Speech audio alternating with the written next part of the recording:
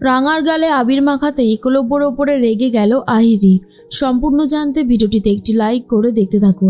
গল্পের শুরুতেই দেখা যায় আজ তো হোলি, আর আজ সবাই মিলে একসাথে হোলি খেলবে বলে ঠিক করেছে। এরপর পাঞ্চালি, অঙ্কুর সবাই চলে এসেছে, আর সবাই বড়দের পায়ে আবির মাখাতে থাকে। তার মধ্যেই বৃন্দা দূরে দাঁড়িয়ে দাঁড়িয়ে সবটা দেখছিল। এরপর সভ্য এসে বলে, কি ব্যাপার বৃন্দা, তুমি এখানে দাঁড়িয়ে আছো কেন? চুপচাপ চলো, আমরা যাব না নাকি? বৃন্দা তখন বলে, আমার না একদমই ভালো লাগছে না, বিশ্বাস করো, আমার জাস্ট অসহ্য লাগছে। যেখানেই যাচ্ছি সেখানেই তোমার যা রাঙা এত ভালো পারফরমেন্স করেছে, এই কথাটা শুনতে আমার একদমই ভালো লাগছে না, বিরক্ত লেগে যাচ্ছে আমার। সেই জন্যই আমি কোথাও যাব না বলেই ঠিক করেছি। এর মধ্যেই সভ্য তখন বলে, আচ্ছা তুমি রাঙার জন্য নিজেকে বাইরে বার করবে না, এটা কি ঠিক হচ্ছে? আমার মনে হয় কোথাও কিন্তু একটা ভুল হচ্ছে। তুমি দয়া করে চলো, না হলে সবাই তোমাকে আরও ভীতু বলবে। বৃন্দাকে এইসব বলে তো আরও রাগিয়ে দেয়। বৃন্দা যাবে বলেই ঠিক করেছে। এর মধ্যে অঙ্কুরকে সবাই বলছে, তোমরা যাবে তো? প্রমিতা বলে, কি অঙ্কুর তুমি যাবে না? অঙ্কুর বলে, হ্যাঁ যাবো তো। রাঙাও চলে এসেছে। তখনই প্রমিতা নবারুণ রাঙাকে বলে, রাঙা যেখানে যাচ্ছিস আর কোনো রকমের কোনো দুষ্টুমি করবি না, কিন্তু ঠিক সময়ে আবির খেলে বাড়িতে ফিরে আসবি, কেমন? রাঙা তখন বলে, ও মা, আমি কি সবসময় ঝামেলা করি নাকি?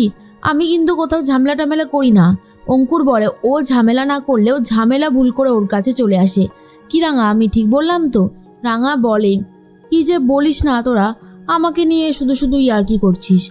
এরপরে সবাই মিলে তো বেরিয়ে যাচ্ছে। যাওয়ার আগে পাঞ্চালি বলে, তুমি চিন্তা করো না মা, আমি তো আছি, আমি রাঙাকে দেখে রাখবো, ওর কোনো ক্ষতি হতে আমি দেব না। এরপর সবাই মিলে বেরিয়ে যায়। রাঙাদের গাড়ির ডিকির মধ্যে যেই বাচ্চাটা এসেছিল ভূধনদের সাথে, সে উঠে পড়ে। এদিকে সবাই তো চলে গেছে সেই স্পটে যেখানে হোলি খেলার উৎসবের আয়োজন করা হয়েছে। এদিকে রাঙা ভাবে, কোনো কিছু ঝামেলা হলেই আমি আমার অস্ত্রটা বার করব। রাঙা একটা গুলতি নিয়ে নিয়েছিল। এর মধ্যেই সবাই তো পৌঁছেও গেছে। সবাই হৈহুল্লোড় করে হোলি খেলতে থাকে। তখনই ভূধন আর চাপা এসে বলে, বলছিলাম কি দিদিমণি, আমাদের সাথে যেই বাচ্চাটা এসেছিল তাকে আমরা কোথাও খুঁজে পাচ্ছি না। আমাদের কিন্তু সত্যি খুব চিন্তা হচ্ছে। আর এটা শোনার পরে তখন দিদিমণি বলে, কি বলছো নাকি তোমরা? আমি এক কাজ করি, আশেপাশে খোঁজখবর করে দেখি। তখন ভূধন বলে, আমরা অনেকেই খোঁজখবর করেছি, কিন্তু কোনো লাভের লাভ হয়নি, আমরা কিন্তু খুঁজে পাচ্ছি না। দিদিমণি তো পুরোই অবাক হয়ে যায় আর বোঝার চেষ্টা করে কোথায় গেল। এদিকে রাঙা, একলব্য সবাই মিলে ব্যস্ত হয়ে গেছে হোলি খেলতে। আহিরি এখনও এসে উপস্থিত হয়নি। একলব্য আর রাঙা দুজন মিলে কথা বলতে থাকে। বৃন্দা ময়নাকে ডেকে বলে, শোন না, আজকে রাঙাকে একটু ভাং খাইয়ে দিলে হয় না? সবার সামনে ও যদি বেইজ্জতি করে তাহলে তো দারুণ মজা হবে। ময়না বলে, ওরে বাবারে, আমি এসব কিছু পারবো না রে দিদিভাই, আমার অবস্থা খারাপ। রাঙা কিন্তু খুবই ইন্টেলিজেন্ট মেয়ে, ওর সাথে এটে ওঠাটা একদমই সহজ কাজ হবে না, তাই বলছি আগে থেকে এসব না করাই ভালো। তখনই বৃন্দা বলে, ময়না একদম ঠিক কথাই বলেছে, এই সব জায়গায় এই রিস্কটা না নেওয়াই ভালো। এর মধ্যেই দেখা যায় যে যেই বাচ্চাটা এসেছিল ডিকির মধ্যে, তাকেই খোঁজাখুঁজি শুরু করেছে সবাই, কিন্তু কোনোভাবেই আর খুঁজে পাচ্ছে না। আর এদিকে রাঙাকে আবির মাখিয়ে দিচ্ছে একলব্য, আর একলব্যকেও আবির মাখিয়ে দিচ্ছে রাঙা।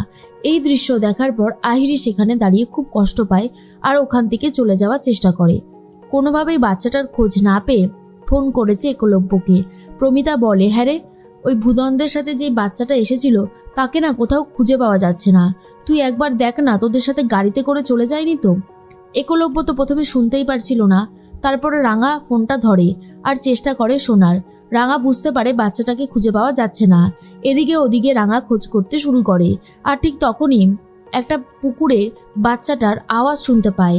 বাঁচাও বাঁচাও করে বাচ্চাটা চেঁচাচ্ছে। রাঙা কোনো কিছু না ভেবেই পুকুরে ডুব দেয়, আর ঠিক তখনই রাঙার পা দুটোকে কেউ বেঁধে দেয় দড়ি দিয়ে। রাঙা তো জলের মধ্যে কোনোভাবেই সাঁতার কাটতে পারছে না। রাঙার অবস্থা অনেক বেশি খারাপ হয়ে গেছে। আর এদিকে একলব্য রাঙাকে খুঁজে পাচ্ছে না, রাঙাকে ডাকছে, কিন্তু কোথায় রাঙা? রাঙামতিকে খুঁজে না পেয়ে একলব্য আরও বেশি করে চিন্তা করতে থাকে। তার মধ্যেই পাঞ্চালিকে জিজ্ঞেস করে, দেখেছে কিনা। পাঞ্চালিও বলে আমি তো দেখিনি। এদিকে রাঙা কিন্তু বড়সড় বিপদে পড়েছে।